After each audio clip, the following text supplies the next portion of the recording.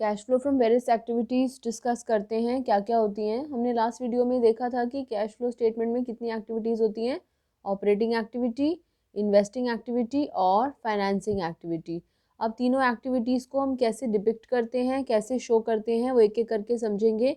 इसके लिए जो पूरी स्टेटमेंट बनाई जाती है उसको हम कैश फ्लो स्टेटमेंट बोलते हैं और हम अलग अलग ऑपरेटिंग एक्टिविटीज़, इन्वेस्टिंग एक्टिविटीज़ और फाइनेंसिंग एक्टिविटीज़ से जो जो कैश आ रहा है और जा रहा है उसकी पूरी समरी बना के इस तरीके से ऐसे प्रेजेंट किया जाता है।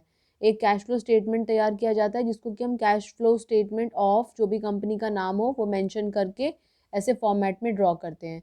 सबसे पहले शुरू करते हैं cash flow from operating activities से। So just put down the heading cash flow from operating activities. नए पेज पे कुछ इस तरीके का फॉर्मेट हम बनाएंगे। Cash flow statement of for the year ended, then 1 column for particulars और 2 अमाउंट के कॉलम्स हम बनाकर छोड़ देंगे। फिर उसके नीचे यहाँ पर रोमन में number 1 cash flow from operating activities. और cash flow from operating activities निकालने का हमने लास्ट वीडियो में भी डिस्कस किया था। देयर आर 2 मेथड्स, 2 मेथड्स होते हैं। कौन से direct method or indirect method. So the direct method is not in syllabus, so we will start up with the indirect method here. तो हम डिस्कस करेंगे कि इनडायरेक्ट मेथड में हमारा कैश फ्लो स्टेटमेंट कैसे शुरू होता है, कैसे हम उसको कंप्लीट करते हैं। सो नंबर 1 बिल्कुल इसी तरीके से हम कंटिन्यू करेंगे। जो भी हम क्वेश्चन करेंगे ऊपर हम हेडिंग डालेंगे cash flow statement of for the year ended, then particulars and then 2 amount के कॉलम, देन रोमन का number 1 cash flow from operating activities. और इसमें सबसे पहली चीज़ हम जो लिखेंगे वो होगी profit before tax and extraordinary items. क्या हेडिंग होगी हमारी? Profit before tax and extraordinary items. और इसके लिए हम यहाँ पर ब्रैकेट में लिखेंगे वर्किंग नोट नंबर 1, क्योंकि ये हमें क्वेश्चन में दिया नहीं होगा, हमें इसको कैलकुलेट करना पड़ेगा। तो अब हम पहले वर्किंग नोट पे आते हैं, कैसे हमने बनाना है इसको। इसके लिए हम एक पेज, पूरा पेज छोड़ दीजिए, बल्कि 2 पेज आप छोड़ के फिर आप एक वर्किंग नोट बना सकते हैं। कैसा होगा वो वर्किंग नोट? वो वर्किंग नोट हमें ये बताएगा कि हम प्रॉफिट बिफोर टैक्स और एक्स्ट्रा ऑर्डिनरी आइटम तक कैसे पहुंचते हैं। इसके लिए हमें क्वेश्चन में हमेशा प्रॉफिट आफ्टर टैक्स दिया हुआ होगा। हम प्रॉफिट आफ्टर टैक्स कैलकुलेट करेंगे क्लोजिंग माइनस ओपनिंग निकाल कर। 2 साल का प्रॉफिट दिया होगा तो क्लोजिंग में से ओपनिंग को माइनस करेंगे तो हमारा प्रॉफिट आफ्टर टैक्स हमें मिल जाएगा। और कई बार ऐसा भी होता है कि सीधा नेट प्रॉफिट उसने हमें कैलकुलेट करके दिया है क्वेश्चन में। अगर नहीं दिया है, 2 साल का डाटा है, तो क्लोजिंग माइनस ओपनिंग करके जो हमारा अमाउंट आएगा that will be net profit after tax. फिर उसमें हम 4 चीज़ें प्लस करते हैं। कितनी चीज़ें प्लस करते हैं? 4 चीज़ें। ये 4 बातें अगर हमें समझ में आ गई तो हम बहुत जल्दी से net profit before tax and extraordinary item पे पहुंच जाएंगे। वो 4 चीज़ें क्या हैं? Number 1 provision for taxation. क्या कहते हैं इसको? provision for taxation. Then number 2 proposed dividend. क्या होते हैं सब चीज़ें एक एक करके डिस्कस करेंगे। P से provision for taxation, then proposed dividend, proposed dividend का ही दूसरा भाई interim dividend, और लास्ट में होगा ट्रांसफर टू रिजर्व। वो रिजर्व कोई भी रिजर्व हो सकता है, जनरल रिजर्व हो सकता है, डिबेंचर रिडेम्पशन रिजर्व हो सकता है, वर्कमैन कॉम्पेंसेशन रिजर्व हो सकता है, any reserve. So transfer to reserve हम यहाँ पर प्लस करेंगे। तो मैंने क्या कहा? प्रॉफिट बिफोर टैक्स निकालने के लिए नेट प्रॉफिट आफ्टर टैक्स में 4 चीज़ें प्लस की जाती हैं। कितनी चीज़ें प्लस की जाती हैं? 4। कौन कौन सी? Number 1 provision for taxation, number 2 proposed dividend, number 3 interim dividend and number 4 transfer to reserve. और जब हम इन चारों चीज़ों को इसमें प्लस कर देते हैं तो जो हमारा आंसर आता है उसको हम कहते हैं net profit before tax and extraordinary item. अब ये वो आंसर है, ये वो अमाउंट है जिससे हमारा सवाल शुरू होता है। उस अमाउंट को वहाँ से लाकर फिर हम यहाँ पर शो करते हैं। हम यहाँ पर उस अमाउंट को प्रेजेंट कर देते हैं और अब हम उसमें क्या ऐड करते हैं? हम उसमें ऐड करते हैं non cash and non operating expenses. क्या ऐड करते हैं? Non cash and non operating expenses. अब देखिए नॉन कैश और नॉन ऑपरेटिंग एक्सपेंसेस कौन से एक्सपेंसेस होते हैं? वे एक्सपेंसेस, मतलब कि नॉन कैश एक्सपेंसेस का मतलब वे एक्सपेंसेस जिनके बदले में हमारे पास से कोई कैश नहीं जा रहा है, लेकिन फिर भी क्योंकि वो एक्सपेंस माने जाते हैं हमने उनको प्रॉफिट में से माइनस किया है। For example depreciation. And non operating expenses way expenses जो कि हमारे एक्सपेंस तो हैं जिनके बदले में कैश भी जा रहा है, लेकिन वो हमारे ऑपरेटिंग एक्सपेंस नहीं है, हमारे परिचालन क्रियाओं से संबंधित नहीं है। For example interest paid. तो जो भी इस तरह के एक्सपेंसेस होते हैं हम उनको अपने प्रॉफिट में से माइनस कर देते हैं, ऐड बैक कर देते हैं। अब लॉजिक क्या है उस चीज़ का, जैसे जैसे हम पहले एक बार ऑपरेटिंग एक्टिविटी का पूरा फॉर्मेट देख लेंगे, फिर उसका हम लॉजिक भी समझेंगे। अब हमारे नॉन कैश और नॉन ऑपरेटिंग एक्सपेंसेस कौन कौन से होते हैं, इनको एक बार हम नोट कर सकते हैं।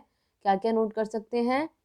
Provision for doubtful debt, premium on redemption of debentures या preference shares, interest paid, depreciation, discount on issue of debentures, loss on sale of fixed asset, goodwill written off. ये कुछ चीज़ें हैं जिन्हें हम प्लस करते हैं और दो चीज़ें हैं जिन्हें हम माइनस करते हैं।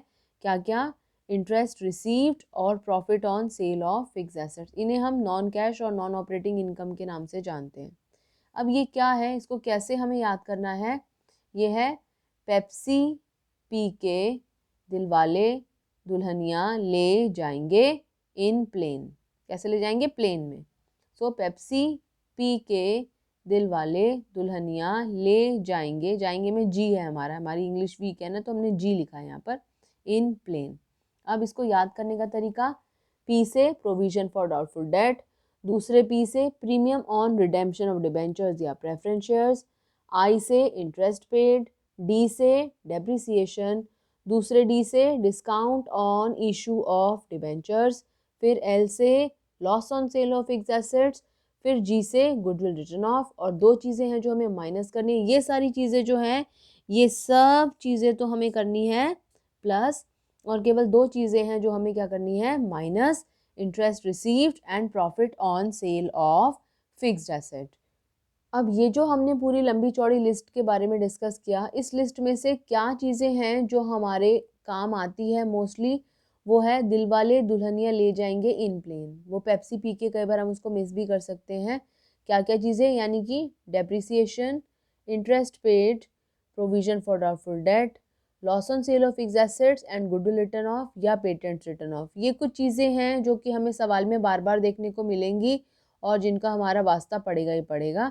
और दो चीज़ें माइनस, जिन्हें कि हम नॉन कैश और नॉन ऑपरेटिंग इनकम के नाम से जानते हैं, वो होती है हमारी कौन कौन सी? Interest received and profit on sale of fixed assets.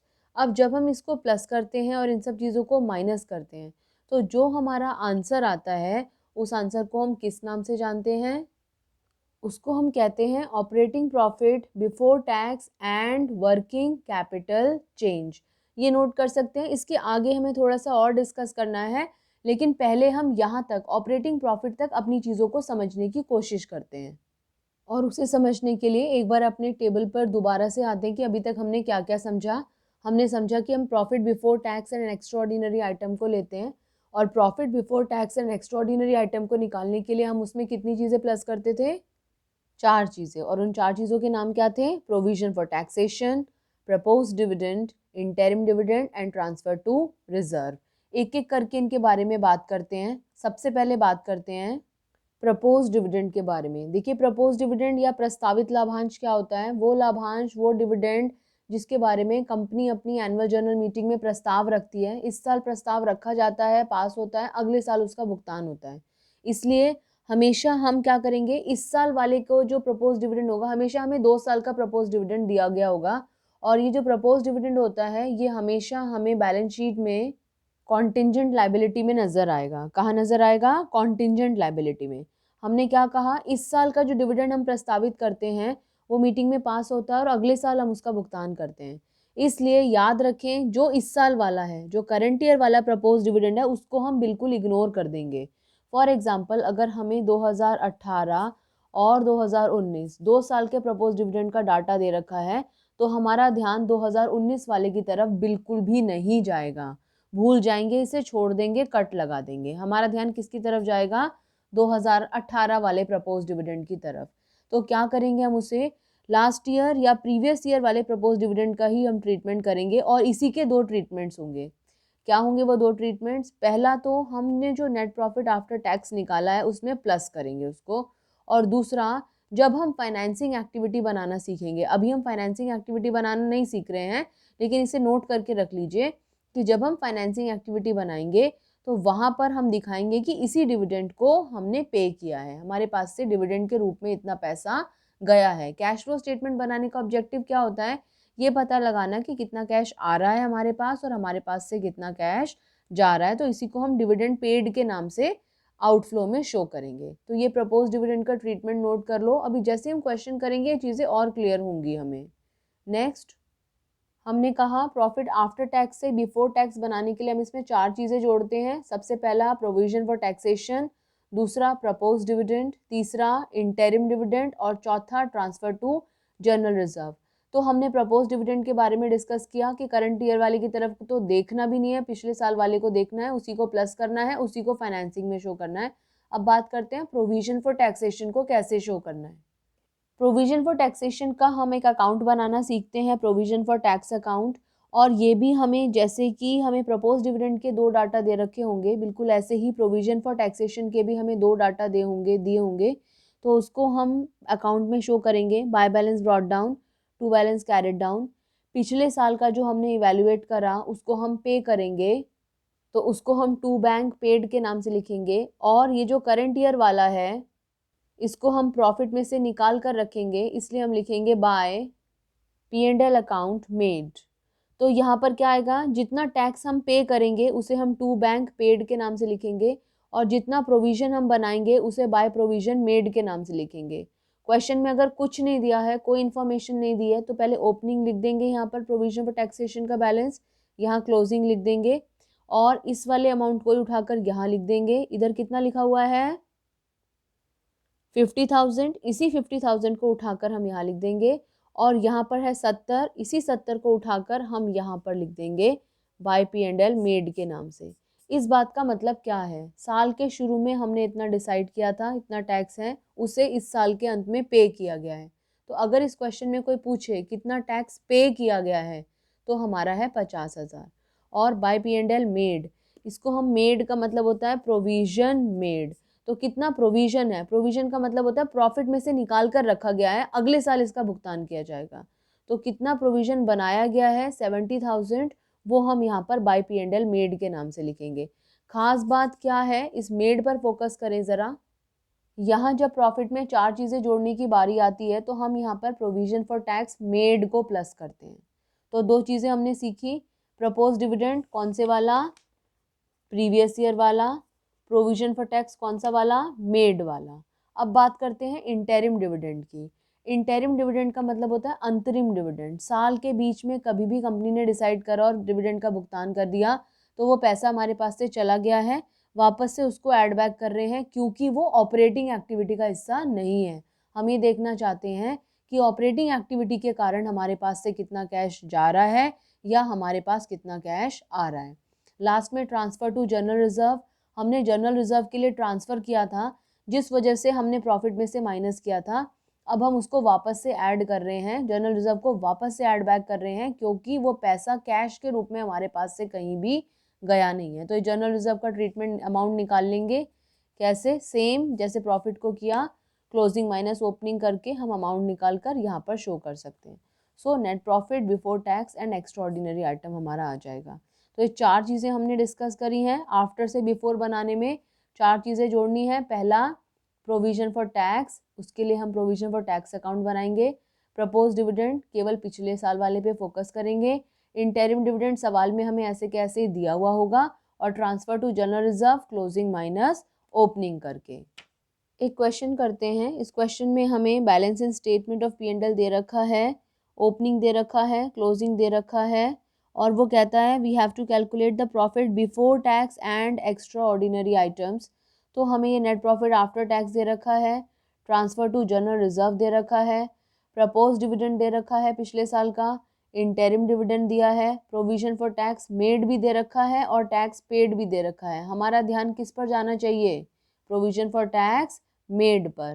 Question करते हैं ये, हम कैलकुलेट करने जा रहे हैं net profit before tax and extraordinary item. कैसे डिस्कस करेंगे इसे, नेट प्रॉफिट आफ्टर टैक्स और उसे कैसे निकाला जाएगा, क्लोजिंग माइनस ओपनिंग। ज़रा सवाल में देखें, क्लोजिंग कितना है 6,72,000 और ओपनिंग कितना है 2 लाख। हमारे प्रॉफिट एंड लॉस अकाउंट में साल के शुरू में 2 लाख पड़ा था, साल के अंत में 6 लाख हो गया, यानी कि पूरे साल में हमने कितना प्रॉफिट अर्न कर लिया, 6,72,000 माइनस 2 लाख, तो कितना प्रॉफिट अर्न कर लिया हमने 4,72,000, 4,72,000।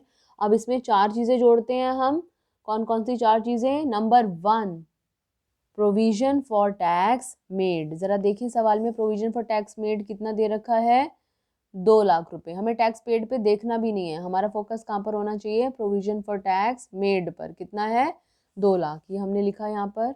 दूसरा नाम प्रपोज्ड डिविडेंड। ज़रा देखिए सवाल में कितना प्रपोज डिविडेंड दे रखा है हमें यहाँ पर, पिछले साल का। हमने कहा था करंट ईयर को तो हमें देखना भी नहीं है, पिछले साल का प्रपोज डिविडेंड दिया है हमें 1,80,000, तो वो हमने यहाँ पर लिख दिया। नाउ प्रोविजन फॉर टैक्सेशन हो गया, प्रपोज डिविडेंड हो गया। तीसरी चीज़ का नाम क्या है, इंटरिम डिविडेंड। क्या साल के बीच में भी हमने कोई डिविडेंड का भुगतान करा है जिसको हम इंटरिम डिविडेंड के नाम से लिख रहे हैं, किया है। कितना दे रखा है यहाँ पर 1,44,000, सो वी विल मेंशन 1,44,000। अब प्रॉफिट आफ्टर टैक्स में 3 चीज़ें जुड़ चुकी हैं। Number 1 provision for tax made, propose dividend, interim dividend. Last बचा हमारा ट्रांसफर टू जनरल रिजर्व। दे रखा है क्वेश्चन में हमारा ट्रांसफर टू जनरल रिजर्व कितना दिया हुआ है 2 लाख रुपीज़, 2 लाख रुपए। ये 2 लाख लिखा हमने यहाँ पर। तो हमने क्या सीखा, नेट प्रॉफिट आफ्टर टैक्स में 4 चीज़ें जोड़ी, इससे हमारा क्या बन गया, ये profit before tax and extraordinary item. इन सबको प्लस करके देखो कितना अमाउंट आता है, वो आपका आंसर होगा, अपने आप कैलकुलेट करो। नेक्स्ट वीडियो में हम अपने कैश फ्लो स्टेटमेंट का जो फॉर्मेट है उसको डिटेल में डिस्कस करेंगे।